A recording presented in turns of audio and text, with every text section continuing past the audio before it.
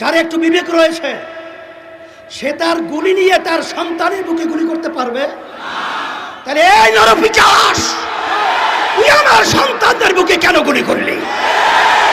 তাহলে বুঝা গেল তোরা প্রশাসনের নামে কলঙ্ক।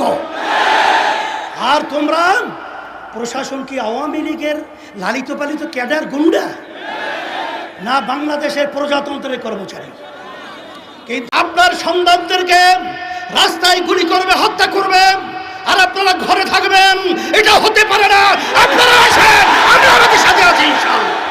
আবু সাঈদের হাতে কোনো অস্ত্র নেই, ওর হাতে কোনো লাঠি নেই, ও একটা মেধাবী ছাত্র, ওর কোনো সন্ত্রাসীর কোনো তালিকা ওর নামে নেই। সেখানে ঠান্ডা মাথায় ওর বুকের ভিতরে একটা নয় কয়েকটা গুলি করে পাখির মতো লুকিয়ে ফেলে হয়েছে। আর সেটা আমরা বসে বসে দেখব, আর সেটা আমরা সহ্য করব? এটা হতে পারে না, হতে দেওয়া যায় না। এর প্রতিবাদে রাস্তায় নামতে হবে। খুনিদের বিচার বাংলার জমিনে করতেই হবে। শুধু তাই না, তাদের বক্তব্যের কারণে আজকে এই হত্যাযজ্ঞ বাংলাদেশে ঘটেছে। আপনারাই আপনাদের সন্ত্রাসীদেরকে উস্কিয়ে দিয়ে আমার নিরীহ ছাত্রদের উপরে, ছাত্রীদের উপরে গুলি করে, রান্না চালিয়ে, তাণ্ডব চালিয়ে বাংলার ইতিহাসকে কলঙ্কিত করেছে।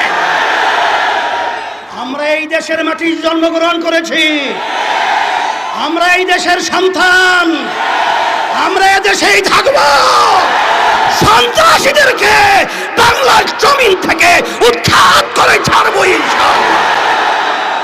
আকাশ সকলকে আহ্বান করব, আসেন আজকে বুদ্ধিজীবী, শিক্ষাজীবী, রাজনৈতিক যত পেশার নেশার যারা আমরা বাংলাদেশে বসবাস করি, আমরা এই অন্যায়ের বিরুদ্ধে, এই অন্যায়ের হত্যার প্রতিবাদে, এই জালিমদের বিরুদ্ধে একসঙ্গে যদি ঝাঁপিয়ে পড়ি, ওরা বাংলার জমিনে থাকার সুযোগ পাবে না ইনশাআল্লাহ।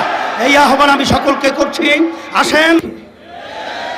আজকে বাংলাদেশে যে তাণ্ডব চলেছে, যে হত্যাযজ্ঞ চলেছে, যে নৈরাজ্যতা চলেছে, যে অবিচার চলেছে, যে গুন্ডামি চলেছে, যে সন্ত্রাসী চলেছে, এবং আমার নিরীহ আমার ছেলেদেরকে যেভাবে নির্বিচারে পাখির মতো গুলি করে যেভাবে হত্যা করা হয়েছে, এটা দেখে কোনো সাধারণ যার ভিতরে একটু মানবতা রয়েছে কখনোই সে ঘরে ঘুমাতে পারে না। তারই অংশ হিসেবে আজকে আমরা রাজপথে এসেছি। আজকে আমার ছেলেদেরকে, আমার মেয়েদেরকে আজকে ওরা নির্বিচারে পাখির মতো গুলি করে হত্যা করবে। আমি বিশেষ করে আমার ছেলেদের, আমার মেয়েদের গার্জিয়ানদেরকে, অভিভাবকদেরকে বলবো, সাথে সাথে আজকে কোন দেশে আমরা বসবাস করছি। আজকে আশ্চর্য, একটা ছেলে আবু সাঈদ, শুধু তাই নয়, আজকে আওয়ামী লীগ স্বঘোষিত প্রধানমন্ত্রী, কারণ বাংলাদেশের জনগণের ভোটে তো সে প্রধানমন্ত্রী হয় নাই। আর এই সরকার তো বাংলাদেশের জনগণের ভোটে সরকার নির্বাচিত হয় নাই। আজকে তার থেকে সুন্দর মায়া কান্নার শব্দ শোনা যায়। কিন্তু আপনি এবং আপনার সেক্রেটারি জেনারেল দলীয়, শুধু তাই নয়, বাংলাদেশের ইতিহাস আজ পর্যন্ত ইউনিভার্সিটি সহ শিক্ষাঙ্গন কোনো ক্যাম্পাসে আজ পর্যন্ত কোনো সংবিধান নেই সেখানে পুলিশ প্রশাসন তারা নির্বিচারে ছাত্রদেরকে, ছাত্রীদেরকে মারবে। বাংলাদেশ এখন বাংলাদেশ নেই, এদেশটা এখন সন্ত্রাসীদের দেশ হয়ে গেছে।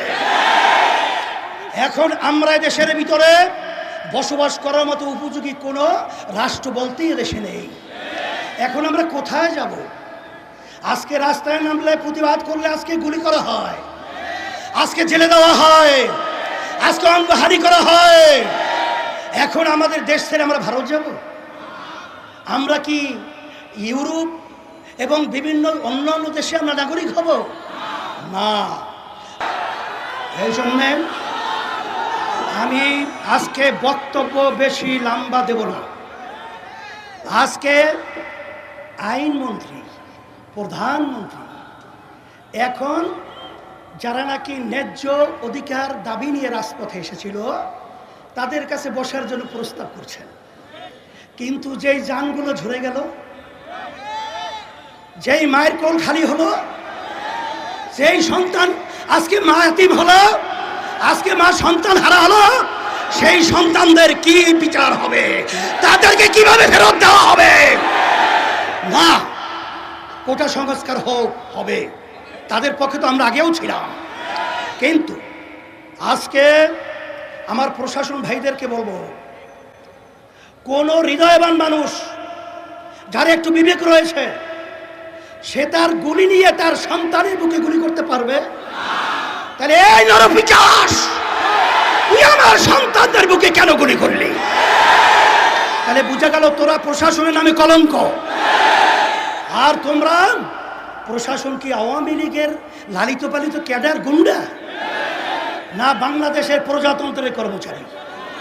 কিন্তু তোমাদের কার্যক্রমের মাধ্যমে আজকে প্রজাতন্ত্রের কর্মচারী প্রমাণিত হয় নাই।